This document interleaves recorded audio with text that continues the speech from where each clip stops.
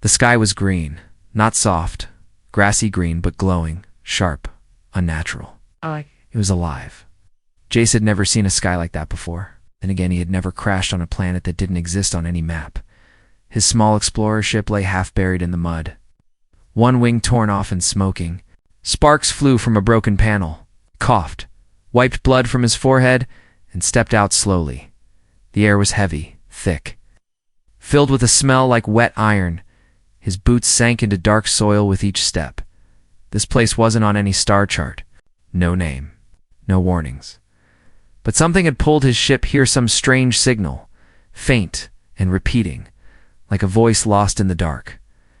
Now, the signal was gone, and he was alone. He walked through the jungle. Trees stretched high with silver leaves.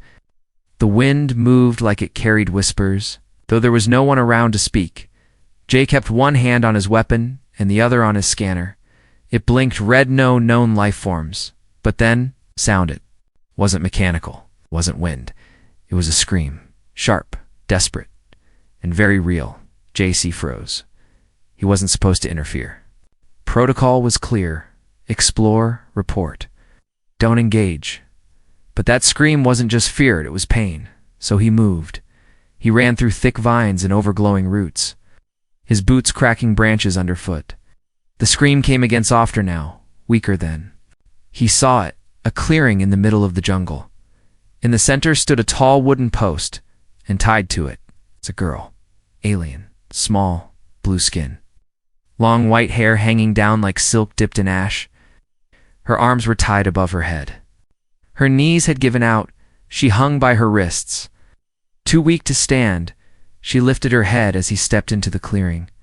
Her eyes, glowing faintly purple, met his. No fear, just surprise and a broken kind of hope. Jace ran to her. He pulled out his knife and cut the ropes. She collapsed into his arms like a bird with shattered wings. Her skin was cold, her lips cracked. Strange red markings covered her arms. Some were old scars. Others were fresh, still bleeding. He whispered, "It's okay. I've got you." She didn't answer. Just breathed shallow and quick, her body trembling. Then, in a weak, dry voice, she spoke. "You shouldn't have done that." Jace blinked. "What?" "They'll come now," she whispered. "For you too." He looked around. The trees were still. The sky was silent. But something in her voice sent chills down his spine. He carried her back to the edge of the jungle, moving fast. Set her down near a rock, opened his pack, and gave her water. She stared at the bottle like it was magic. Then she drank, gulping it down like someone who hadn't tasted water in days. He offered her a small food bar. She took it with shaking hands, not trusting it at first, but hunger won. Jace waited. Finally, he asked, "What's your name?" She looked at him, then looked away. "No name," she said. "Everyone has a name. Not after exile." Jace frowned. "Exile?" She didn't answer, but her eyes said enough. He gently cleaned the wounds on her wrists. She didn't flinch. It was like pain had become normal for her. "You were tied there to die?" he asked. She nodded slowly. Jace didn't speak for a moment. Then he said, "Well, not today." The sun, or whatever passed for a sun, here began to set. The sky turned a deep violet. The air grew colder. Jace helped her stand. She could barely walk, but leaned on him. Together, they moved toward a small cave he'd seen earlier. Inside, it was dry and quiet. He made a fire. She sat close to it, hugging her knees, still wrapped in silence. Finally, she looked at him and asked, "Why did you help me?" Jace thought for a moment. "'Cause I would want someone to help me. No one ever helped me before," she said. Her voice cracked. Jace didn't know what to say, so he just sat beside her outside. In the shadows of the jungle, something moved. Large, slow, breathing, watching, and waiting. The cave walls were rough and cold, but inside the fire gave a little warmth. Orange light flickered across stone and skin. The alien girl sat close to the flame, knees pulled up, arms wrapped around herself. Her white hair hid half her face. Her skin, though pale blue, was darker, in some places bruises, burns, and marks that looked like they were carved with blades. Jace sat across from her, sharpening a metal rod into a spear. He didn't speak. Neither did she. But the silence was different now. Not fear, not rejection.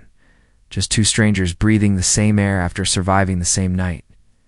"You sleep with one eye open," Jace said finally. The girl looked up, blinking. "Slowly, you don't sleep at all." He nodded. "Fair." She tilted her head, studying him like he was a puzzle. "Duh. You're not from here?" "No, I crashed. A signal brought me down."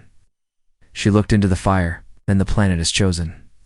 You, Jace raised an eyebrow. "Chosen?" She didn't answer. Later, she picked up a stone and began drawing in the dirt beside the fire. Jace watched quietly first. She drew a circle that was the planet, then a group of stick figures all standing together. Then she drew a single figure far away. "All alone."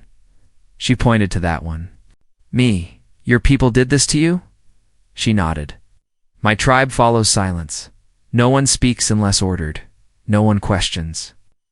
I asked, "Why do we send girls into the forest alone?" She stopped. "They said I spoke like a disease. So they tied me to the pole and left me." Jace's jaw tightened. He looked at the marks on her arms again. "Each one a punishment for a question. You have no name," he said gently. She nodded. "I was born with one, but it was taken when I disobeyed. I am now removed." Jace frowned. "Removed? It means I no longer exist." He was quiet for a moment, then leaned forward. "Well," he said, "I don't follow their rules." He tapped his chest. "I'm JS." She blinked. "JSS." He smiled. "Close enough." Then he tapped her shoulder. "Oh. "You'll need a name. Can't just call you removed forever." She thought for a moment, then said softly, "You may call me what you see." Jace looked at her closely. Wounded but not weak. Quiet but not broken. He thought for a moment, then said, "How? About Lyra?" She tested the sound. "Lie, ... Ra." He nodded. "It's a star's name, one that sings, they say." She smiled faintly. "Then I like it." That night, Lyra curled near the fire and slept for the first time in days. Jace didn't. He stood at the mouth of the cave. Watching the jungle, he knew something was out there. Whatever her people feared, whatever they fed with the silence of exiled girls, it wasn't just myth. He could feel it in the air, in the ground, in the way the wind stopped moving. The next morning, Lyra woke to find Jace boiling water from the nearby spring. She sat beside him, calmer now, but still stiff. "I dreamed," she said. "Yeah, I saw you walking through the forest. A beast followed, but you didn't look back." House. Jace smiled a little. "That's about right." She shook her head. "No, you didn't look back." "Because you were leading it?" Jace raised an eyebrow. "Now what does that mean?" She shrugged. "Dreams don't explain. They pack supplies." Lyra, though weak, insisted on walking. Jace tried to help her over a steep ridge, but she pulled. "A way I walked alone before," she said. "I can walk now." He didn't argue, just followed her. But halfway through the jungle, she suddenly stopped. She dropped to her knees and placed her palm against the dirt. "What is it?" Jace asked. She didn't speak. Then, in a flat voice, she said, "It watches." Jace scanned the trees. Nothing. Then a low growl. From the shadows, something massive moved between trees, just out of sight. Jack grabbed his weapon. "Get behind me." But Lyra shook her head. "No, that makes you pray too." She stood up and, without warning, screamed. A sound like sharp crystal, pure and terrible, echoed through the trees. The jungle held its breath. Then, silence. Jace stared at her. She swayed dizzy, nose bleeding. But her eyes didn't blink. "What was that?" she asked. She wiped her face. "My voice. It hurts them." "Hurts what?" "It's the things they feed." They found a small ridge and made camp. Jace asked, "Why do your people send girls into the forest? Why not men?" Lyra looked at the sky. because we are taught to endure, and no one misses the quiet ones."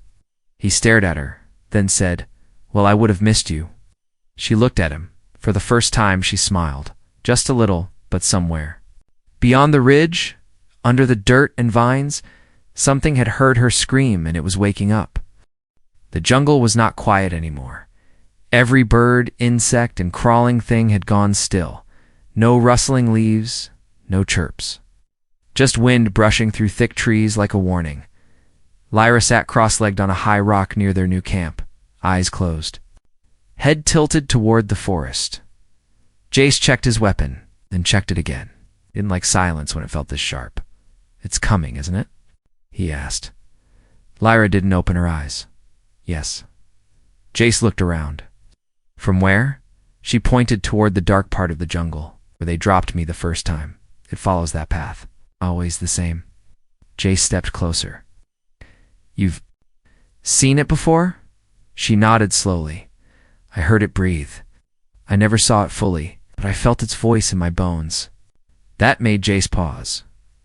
"Wait, it speaks?" "No," she said softly. "It doesn't need to." An hour passed. Jace set up motion sensors around the camp, though Lyra told him they wouldn't help. "It's not made of metal," she warned. "It's not a machine. It walks between the sound." "What does that mean?" he asked. She looked at him, her purple eyes serious. "It only steps forward when you're not listening." That chilled him more than he wanted to admit. That night, as the stars blinked above the jungle, Lyra sat by the fire, humming to herself. The tune wasn't joyful. It was the kind of melody someone hums after burying someone they love. Jace handed her a drink. "You sing when you're scared?" She shook her head. "I sing when I'm real." He didn't fully understand, but he sat beside her. "You know," she said suddenly, "my people don't believe in monsters." Jace raised an eyebrow. "Strange, considering they fed you to one." "They believe in silence. To them, monsters only appear when someone dares to scream." Jace leaned forward. "Then they fear your voice." She nodded. "They fear what they can't control." That night, Lyra had a dream. She was back at the post, hands bound, wind hot, skin burning. But when she looked down, the ropes were already cut, and standing in front of her was herself.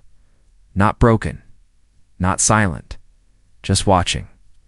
When she woke, her chest hurt, like something heavy had crawled inside. She stood barefoot and walked.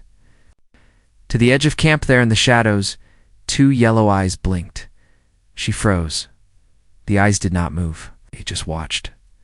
Jack woke to the beeping of a broken motion sensor. He grabbed his weapon and stepped outside. Lyra. She was standing just 20 feet away, facing the trees. He ran to her side.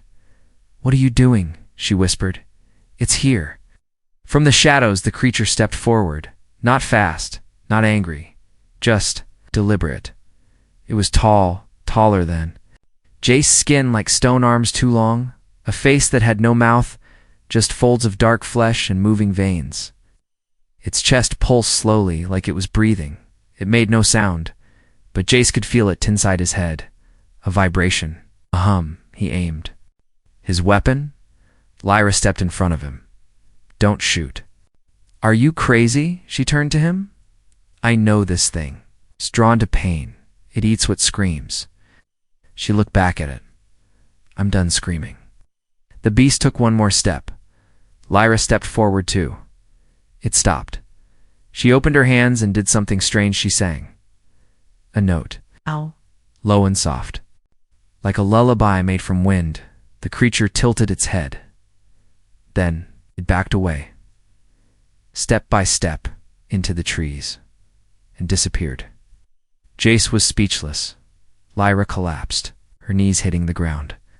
She was pale, shaking, blood trickling from her nose. Jace rushed to her. "What was that?" She blinked slowly. "Listens. Always listened." But no one ever spoke to it. Jace held her close. "You told me it was a monster?" She coughed. "I was wrong, then what is it?" She closed her eyes. "It's what fear becomes, when no one fights it." Back. Back at camp, Lyra slept. Jace stayed up, staring into the trees. He thought about her people. They didn't hunt the creature. They didn't try to understand it. They fed it because they were afraid of what? Lyra had done spoken out. She wasn't the danger. She was the one thing they couldn't silence. And now, she wasn't alone. In the morning, Lyra woke with strength in her eyes. She didn't look weak anymore. She didn't look hunted. She looked like someone who had survived something ancient and was no longer afraid of the forest. Jace handed her his backup blade. She held it carefully, then looked at him. "Are you with me?" she asked. "Until the end," he replied. She smiled. Not soft, not shy, but ready. The trail was overgrown with thorny vines and bones, not animal bones, small ones, stacked in patterns. It's carved with the same symbols Jace had seen on Lyra's skin. She said nothing as they walked. Jack could feel if this was not just a forest, it was a graveyard, not made for mourning, but for forgetting. They walked in silence until the trees thinned, and the ruins of a village appeared before them, half-eaten by roots and time. "This was my home," Lyra said softly. Jace looked around. Crumbled towers, shattered stone, pathways, and statues with no faces. Everything looked ancient, but not dead. Not yet. Looks abandoned. Lyra shook her head. "They're here, just not for me." They passed houses with broken doors. One had paint smeared across the wall. A red X in a circle. "What does that mean?" Jace asked. She didn't stop walking. "That's the mark of impurity. When they fear something, they call it a stain, and they paint the door." They reached the last house in the village. She stepped toward it. "I lived here." It was small, quiet. A single shattered window and a door that barely clung to its frame. She pushed it open. Inside, time had stood still. Dust covered the shelves. A small bed sat in the corner, still neatly made. It's the kind of bed a child would return to if anyone had waited for her, but no one had. Lyra walked to the far wall. There, scratched into the wood, was a symbol, 2 loops, and a straight line between them. Jace asked, "What's that?" "My name?" Before they erased it, she touched it with shaking fingers. "I carved it the night before they took me. I thought maybe I'd come back someday." Jace stepped inside. "And now you have." She turned to him, eyes not sad but sharp. "I'm not here to remember," she said. "I'm here to show them I survived." Suddenly, a noise outside. Voices, shouts. Jace peeked through the window. 5 villagers, armed with energy spears, walking through the ruins. Not guards, elders. At the center stood a tall woman in a silver headdress. Lyra's breath caught in her throat. "My stepmother," she whispered.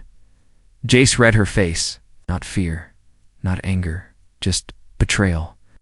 Deep and raw, they stepped outside. The villagers froze when they saw her. "She lives." "Gah," one of them gasped. The woman in the headdress stepped forward, eyes cold.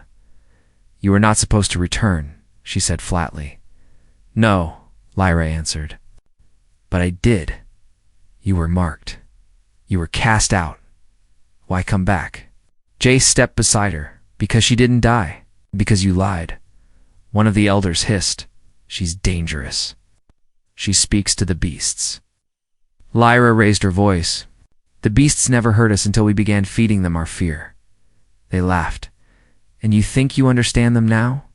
She took a deep breath, then pulled a small crystal from her pocket, one she'd taken from the forest. She crushed it in her palm. A pulse of sound echoed. From the jungle, something answered, a low, echoing tone.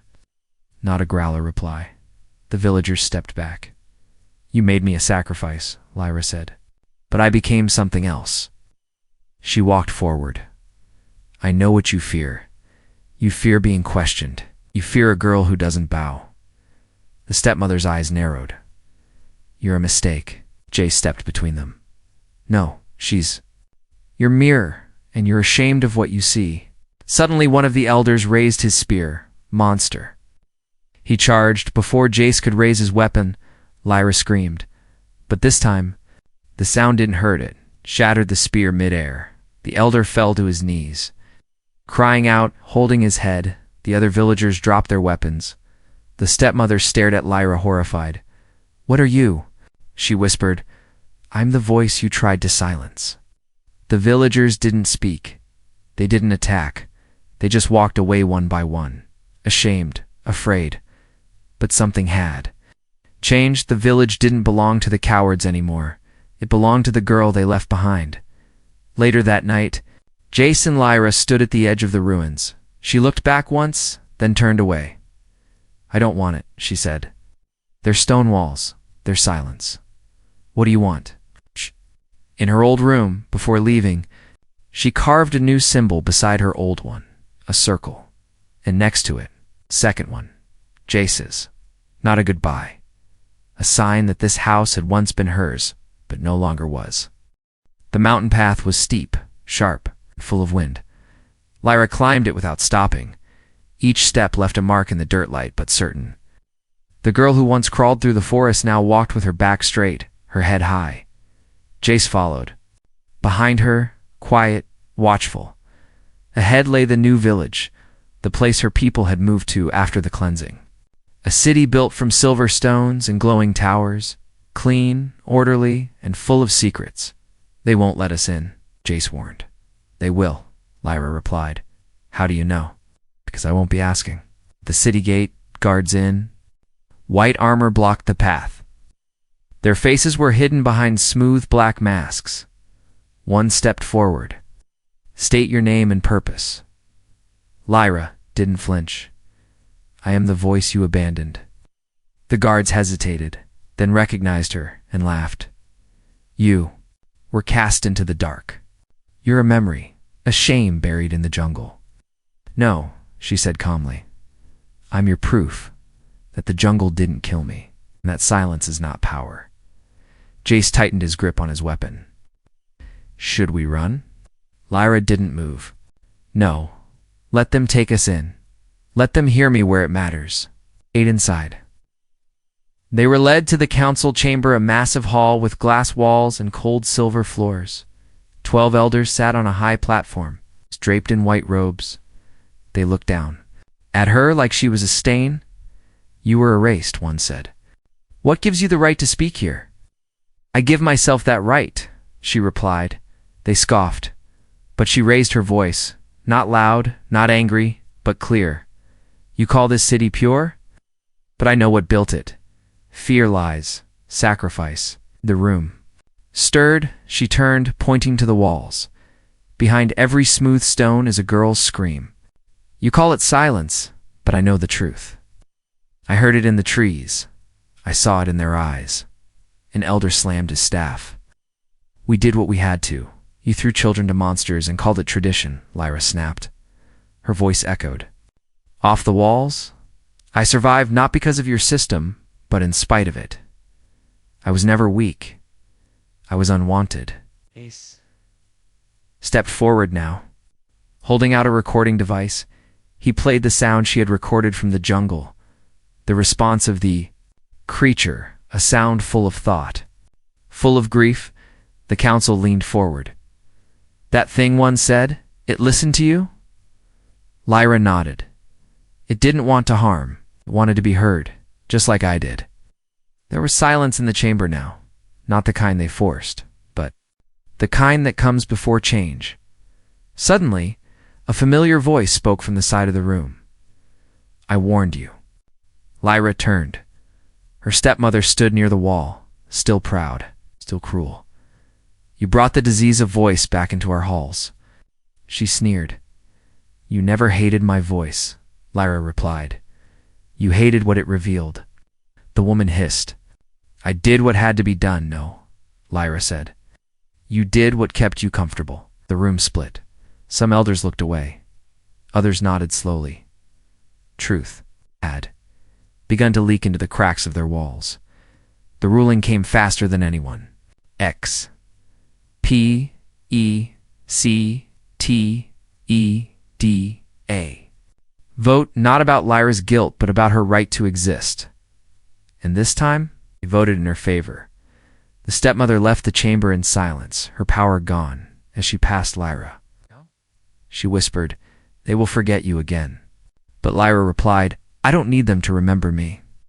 I remember myself. That's enough." Outside. Crowds gathered. News spread fast. The exile had returned, and was not erased. She stood on the steps of the great hall, beside Jace, and looked. Out at faces once turned away from her, some bowed, some stared, but one little girl stepped forward, blue-skinned, shy. She held up a small pendant carved from bone. "It's my name," the girl said. Lyra knelt. "What is it?" the girl whispered. "Hope," Lyra smiled. "Then keep it close. Don't let them take it." That night she stood at the edge of the city. Jace came to her side. "You did it." "No," she said. "I just stopped hiding." He offered her his hand. "What now?" She looked at the stars. "I'm not staying. I don't belong behind." "Those walls?" He grinned.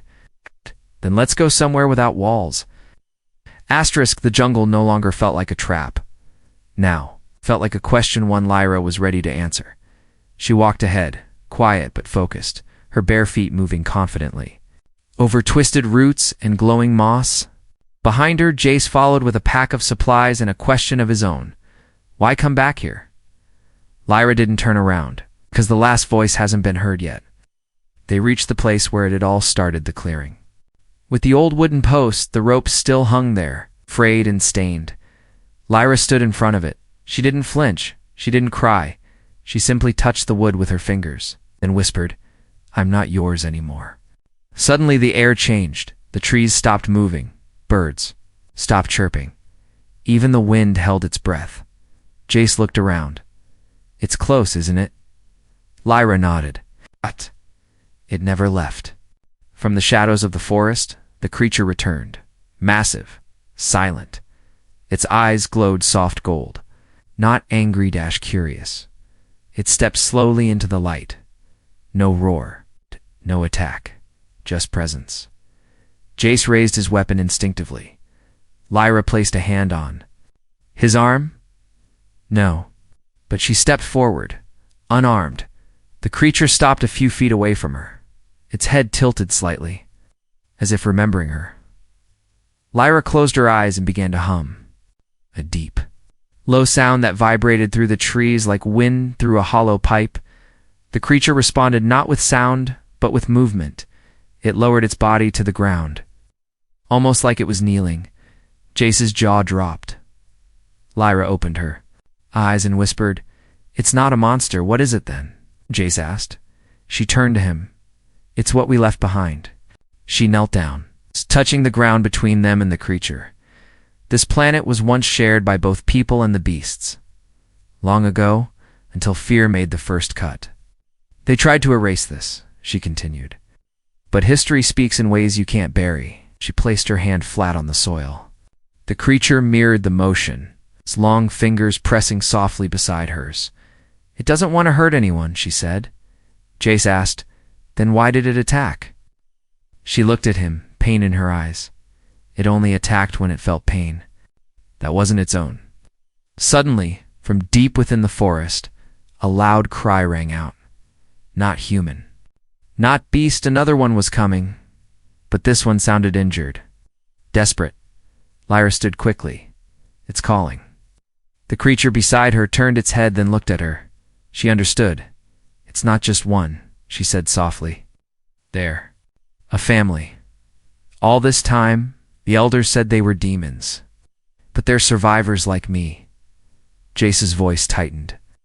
"And your people fed them girls like you, thinking it would protect them." Lyra nodded. But it wasn't protection.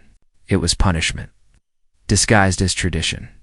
The trees trembled as the second creature appeared, smaller, limping. Its side was burned, skin cracked and weeping. Lyra rushed forward. Jace grabbed her arm. "Wait, what if it's dangerous?" She looked at him. "I used to ask that about myself." Then, she moved slow. Command reached out.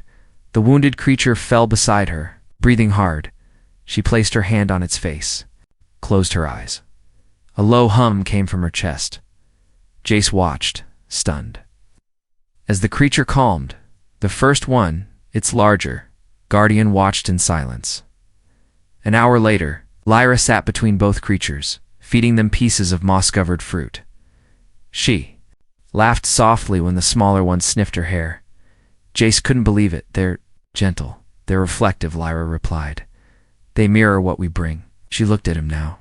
"My people gave them fear, pain, so they gave it back." As the sun set, Lyra stood between them and said one last word. "Go."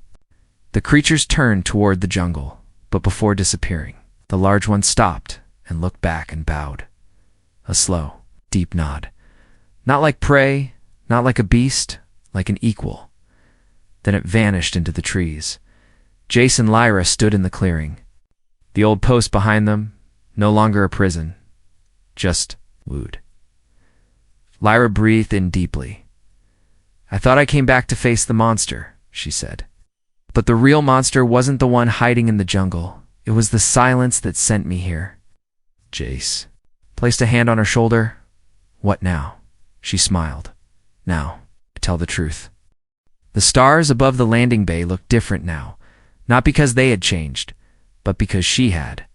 Lyra stood at the edge of Jace's ship, her silver boots still coated in jungle dust. Her eyes scanned the galaxy, glowing softly in the dark. No more ropes on her wrists, no more names stolen from her, just silence. This time, it belonged to her. Behind her, Jace checked the ship's power core. "Everything's ready," he said, adjusting the control panel.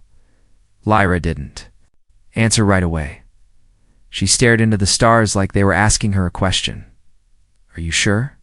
Jace asked, stepping beside her. She nodded. "If I stay here, I'm a symbol. They'll use me either to prove change or deny it." "And with me?" he asked. She looked at him.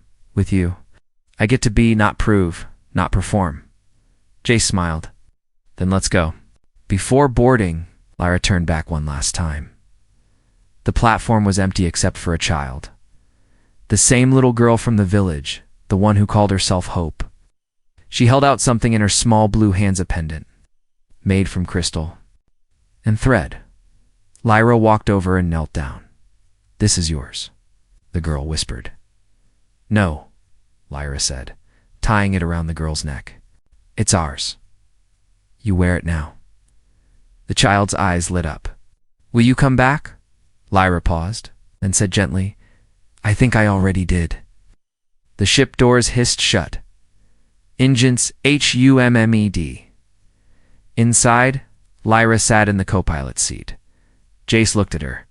"Mock serious? Ready, First Officer Lyra?" She raised an eyebrow. "Is that a title or a joke?" "Both." She smirked. "Then I accept." The ship lifted slowly, rising above the treetops. The jungle stretched out beneath them like a memory. But it wasn't a scar anymore. It was a place that forged her, tried to erase her, and failed. As they left orbit, a message lit up on Jace's screen, a formal transmission from the Alien Council. He didn't open it. Lyra looked at him. "Aren't you curious?" "No," he said. "They had their chance to speak." She smiled. "Now we speak." Hours into the flight, Lyra finally asked the question she'd kept in her heart. "Why did you stay with me that first day? You didn't know me. I was tied up, bloody alien." Jace leaned back in his seat. "I didn't see a prisoner. I saw someone still breathing."